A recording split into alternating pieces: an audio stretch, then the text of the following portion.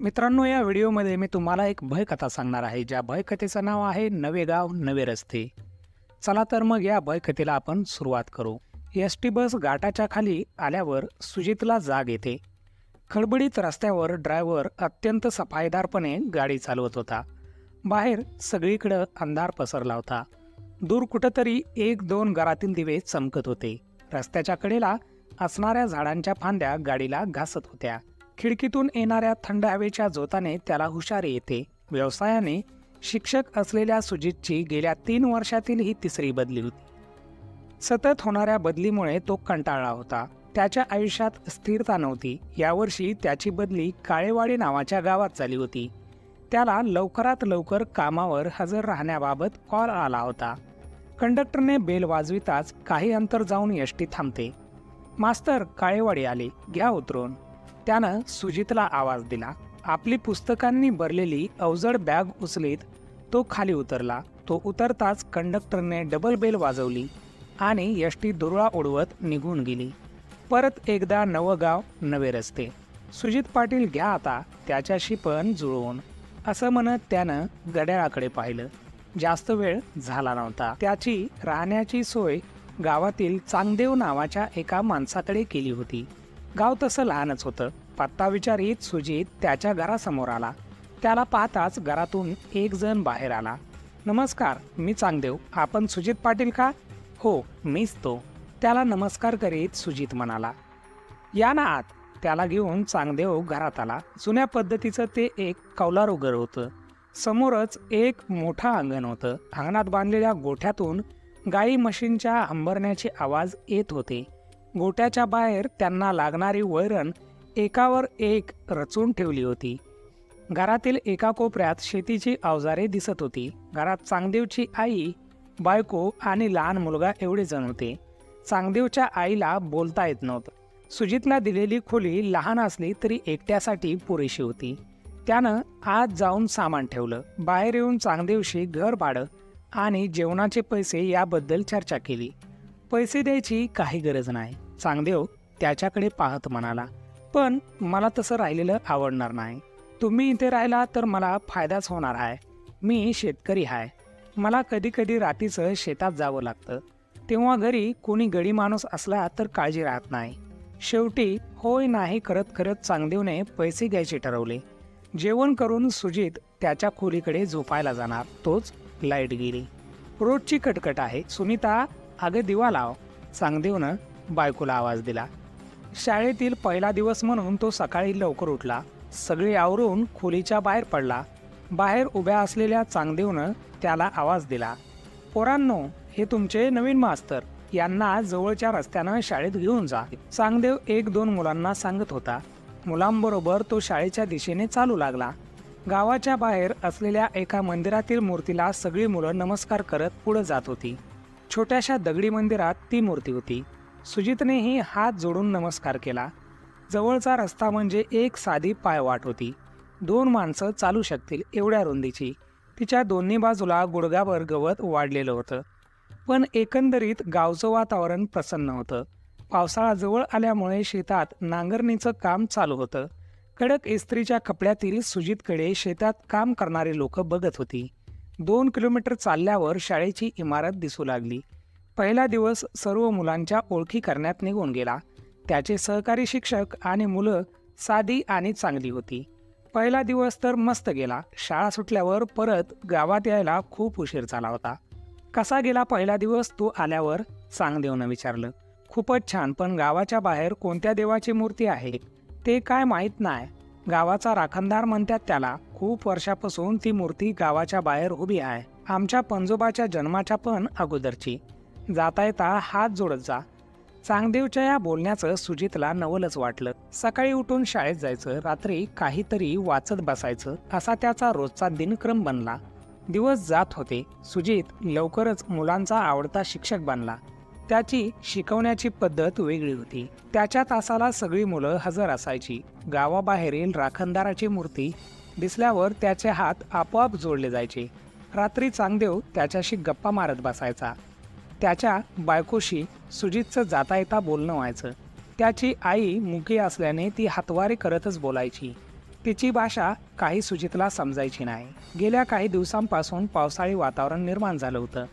अचानक आभाळ भरून यायचं, विजा चमकायच्या, पण पाऊस काही पडत नव्हता. 10वीची मुलं रात्री शाळेत अभ्यास करायला यायची. त्यांना काही शंका आली तर ती सोडवायला रोज एक शिक्षक त्यांच्यासोबत शाळेत असायचा. रात्री 7 ते 10 त्यांची अभ्यासाची वेळ होती. त्या रात्री सुजितचा नंबर मुलांसोबत थांबण्याचा होता. सकाळी आवरून तो बाहेर पडला. चांगदेव आणि त्याची बायको दोघेही शेतात गेले होते. त्याची मुकी आई नातवाला खेळवत होती. आज रात्री घरी यायला मला उशीर होईल, 11 तरी वाजतीलच, त्यानं चांगदेवच्या आईला सांगितलं. तिनं डोळे मोठे करून त्याच्याकडे पाहिलं. हातवारे करत काहीतरी सांगू लागली. तिनं भिंतीवर अडकवलेल्या कॅलेंडरकडे बोट केलं. त्यावर असलेली आजची तारीख दाखवू लागली. तारीख पाहिल्यावर त्याला समजलं आज अमावस्या आहे. पण याचं सुजितला विशेष काही वाटलं नाही. ती काय सांगू पाहत होती त्याला काही समजतच नव्हतं. हातातील घड्याळाकडे इशारा करत खूप उशीर झालाय असं त्यानं तिला सांगितलं. घराबाहेर आल्यावर वळून मागे पाहिलं तर चांगदेवची आई तोंडावर पदर ठेवून त्याच्याकडे पाहत होती. शाळेच्या दिशेनं जाताना गावाबाहेरील मूर्तीकडे पाहून आपोआप त्याचे हात जोडले जातात. 10वीच्या मुलांनी रात्रीचा वर्ग खच्चून भरला होता. मुलं शांतपणे अभ्यास करत होती. बाहेर वातावरण ढगाळ होतं. अधूनमधून विजा चमकत होत्या. मुसळधार पावसाची लक्षणं दिसत होती. 10 वाजले आणि एक एक करत मुलं घरी निघून गेली. शाळेच्या शिपायानं लाईट घालून वर्ग बंद केला. सर, पावसाळी वातावरण आहे, कधीही पाऊस पडेल. आज रात्री माझ्या घरी थांबा. सुजितकडे पाहत तो शिपाई म्हणाला. नाही, नको, मी जातो. ठीक आहे, जर पाऊस चालू झाला तर परत या. गेट समोरील खोली तुमच्यासाठी उघडी ठेवतो, असं म्हणत शिपाई निघून गेला. सुजित शाळेच्या बाहेर आला आणि नेहमीच्या पायवाटेवरून चालू लागला. सुजित शाळेच्या बाहेर आला. उसाट्याचा वारा सुटला होता. त्या माळ रानावर दोन्ही बाजूला गुडघ्यापर्यंत गवत वाढलेलं होतं. पावसाची चाहूल लागल्याने त्यातून बेडकांचे आवाज येत होते. अंधारामुळे चालण्यास हवा तेवढा वेग मिळत नव्हता. अंधार पाहून त्याला आठवलं आज तर अमावस्या आहे. तोच आकाशात लक्कन एक वीज चमकली. पाठोपाठ ढगांचा गडगडाट झाला. घाबरून तो जागेवरच उभा राहिला. काळ्या कुट्ट ढगातून पावसाचे मोठे थेंब पडू लागले. मुसळधार पाऊस पडत होता. अगोदरच अंधार, त्यात पाऊस चालू झाल्यामुळे समोर गडद अंधाराचा पडदा पसरला. डोळे फाडून पाहिलं तर समोरचं काहीच दिसत नव्हतं. क्षणभरातच तो ओलाचिंब झाला. कपड्यातून पाणी गळू लागलं. समोरच्या वाटेवर पाणी साचून चिखल झाला होता. शेवटी निसर्गापुढे आपण काय करणार असा विचार करत तो पुढे चालला. पाय उचलून चालला तर तो लवकर पोहोचणार होता, पण आता पाय उचलत नव्हता. बुटांना चिखल लागल्याने तो जड झाला होता. गुडघ्यापर्यंत पॅन्ट चिखलाने भरली होती. अंदाज घेऊन तो पाय टाकत होता. थोडा वेळ सरळ चालत राहिला. समोरची पायवाट कधी संपली ते त्याच्या लक्षातच आलं नाही. या भागात तो अगोदर कधीच आला नव्हता. गावात जायचा रस्ता कुठे दिसत नव्हता. अचानक त्याचा एक पाय गुडघावर चिखलात रुतून बसला. तो बाहेर काढायच्या नादात सगळ्या कपड्यांना चिखल लागला. कशाचा तरी आवाज आला म्हणून तो शांतपणे उभा राहिला. लक्ष देऊन आवाज ऐकू लागला. तो एका लहान मुलाच्या रडण्याचा आवाज होता. तो त्याच्या अगदी जवळून येत होता. त्यानं खाली पाहिलं आणि एकदम दचकला. त्याच्या पायाला पकडून एक मुलगा रडत होता. कोण रे तू, इथं काय करतोय? सुजितनं त्याला विचारलं. मी चुकलोय, मला आईबाबांकडे जायचंय. कुठं आहेत ते? आम्ही घरी चाललो होतो, पण पाऊस आला आणि चुकलो, तो मुलगा म्हणाला. आता त्याच्या आईबापाला कुठे शोधायचं, तो आधीच वैतागला होता. त्या मुलाला शांत करत पुढे चालू लागला. सुजितच्या बोटाला पकडून तो मुलगा चालत होता. चिखलात रुतलेले पाय मोठ्या प्रयत्नाने बाहेर काढावे लागत होते. या मुलाचे आईवडील सापडले तर त्यांना गावाला जाणारा रस्ता विचारता आला असता. थोड्या अंतरावर 2 अंधुक आकृत्या चालताना दिसल्या. त्याच्या पुढेच एक जोडपं एवढ्या पावसातही हसत चाललं होतं. तुझे आई बाबा आहेत का ते? त्याच्याकडे पाहत सुजित म्हणाला. यावर त्या मुलानं नुसतीच मान हलवली. त्याला घेऊन सुजित दोघांजवळ गेला. खुशाल हसत खिदळत चाललाय. मुलाची काय काळजी आहे की नाही? पुढे चालणाऱ्या माणसाच्या खांद्यावर हात ठेवत सुजितनं विचारलं. तसं ते दोघे मागे वळाले. बाईनं लगबगीनं डोके आणि चेहरा पदराने झाकला. कोण आहेस बाबा तू? काय पाहिजे तुला? त्या माणसानं विचारलं. मुलाची काही काळजी आहे की नाही? कोण मुलगा? हा काय? असं म्हणत सुजितनं खाली पाहिलं तर तो मुलगा जागेवर नव्हता. त्यानं आसपास पाहिलं तर तो कुठेच नव्हता. अहो, आताच तर माझ्यासोबत होता, असं म्हणत त्यानं जोडप्याकडे पाहिलं तर ते दोघे पण जागेवर नव्हते. तो एकटाच उभा होता. थरथरत्या हाताने चेहऱ्यावर आलेलं पाणी त्यानं पुसलं. तो पाय उचलणार तोच त्याला रडण्याचा आवाज पुन्हा आला. त्यानं खाली पाहिलं तर तोच मुलगा होता. मी चुकलोय, मला आईबाबाकडे जायचंय, असं म्हणत तो बेसूरपणे रडू लागला. कोण मुलगा या आवाजाने त्याने समोर पाहिलं तर मगाचंच जोडपं उभं होतं. इथं असले बास नेहमीच होत्यात, असं म्हणत ती दोघं हसू लागली. त्याच्या शरीराचा थरकाप उडाला. मागे न पाहता तो पळू लागला. त्या दोघांच्या हसण्याच्या आवाजात त्या मुलाचाही आवाज मिसळला. पळत असताना तो 2 वेळा चिखलात पडला. अखेर दमून गुडघ्यावर बसला. पावसातही त्याच्या घशाला कोरड पडली. मगाशी घडलेला प्रसंग अजून मनात घर करून होता. तो घाबरला. तितक्यात समोर काहीतरी चमकलं. त्यानं पाहिलं तर काही अंतरावर एक झोपडी होती. त्यात लावलेला दिवा चमकत होता. त्या दिशेनं तो चालू लागला. ओ पाहुणं, तिकडे जाऊ नका, इकडे या माझ्या घरी. काही अंतरावरून त्याला आवाज आला, पण त्याला आता ती झोपडीच सुरक्षित वाटत होती. त्या दिशेला पाहिलं तर एक पांढरी आकृती त्याच्याजवळ येत होती. आकृतीपासून दूर पळत तो झोपडीजवळ गेला. वळून पाहिलं तर मागं कोणीच नव्हतं. सुजितनं दरवाजावर थाप मारली. थोडा वेळ गेल्यानंतर त्यानं आवाज दिला, कोणी आहे का घरात? झोपडीतून पैंजणाचा आवाज आला आणि दरवाजा उघडला गेला. समोर हातात दिवा घेतलेली एक मध्यमवयीन स्त्री उभी होती. दिव्याच्या प्रकाशात तिचा चेहरा उजळून निघाला होता. क्षणभर सुजित तो घडलेला प्रकार विसरून गेला. तिचा गोरापान चेहरा, गालावर आलेली केसांची बट, घारे डोळे, तिच्या उंच आणि प्रमाणबद्ध शरीराकडे तो पाहतच राहिला. काय हवंय? तिनं हसत विचारलं. मी रस्ता चुकलोय, आज रात्री राहायची सोय होईल का? त्यानं संकोचानं विचारलं. न व्हायला काय झालं? आत या. तिनं बाजूला सरकत त्याला आत घेतलं. तिच्या मागे तो झोपडीत शिरला. आतमधली हवा उबदार होती. झोपडी लहान होती. एका कोपऱ्यात अंगावर मळलेली चादर घेऊन कोणीतरी झोपलं होतं.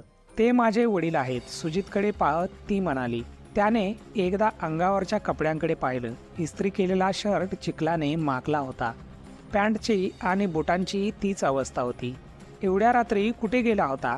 वडिलांच्या अंगावरील चादर व्यवस्थित करत तिनं विचारलं.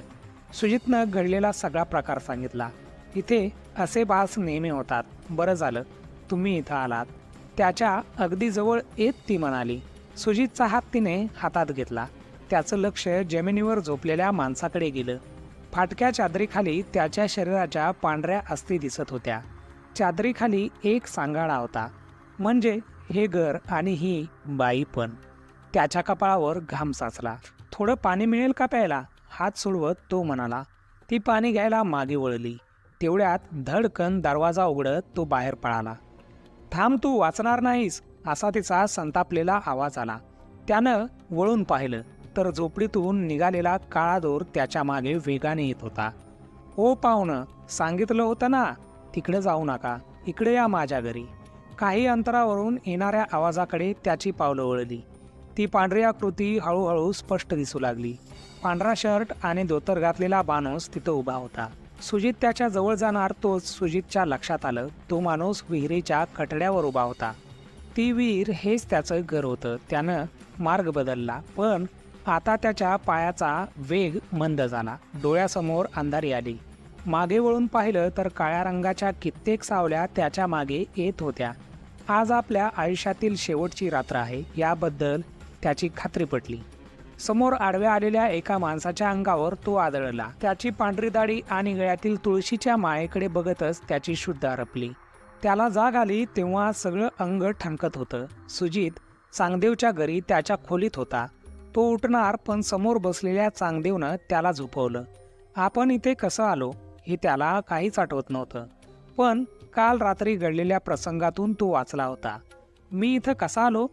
काल सकाळी तुम्ही मारुतीच्या मंदिरात बेशुद्ध अवस्थेत सापडलाय. लय वाईट अवस्था होती तुमची. एक दिवस बेशुद्ध होता, चांगदेव त्याला म्हणाला. पण मी मंदिरात कसा आलो? असं म्हणत सुजितनं रात्री घडलेली घटना सविस्तरपणे सांगितली. माझी आई तुम्हाला तेच सांगत होती. आज अमावस्या आहे.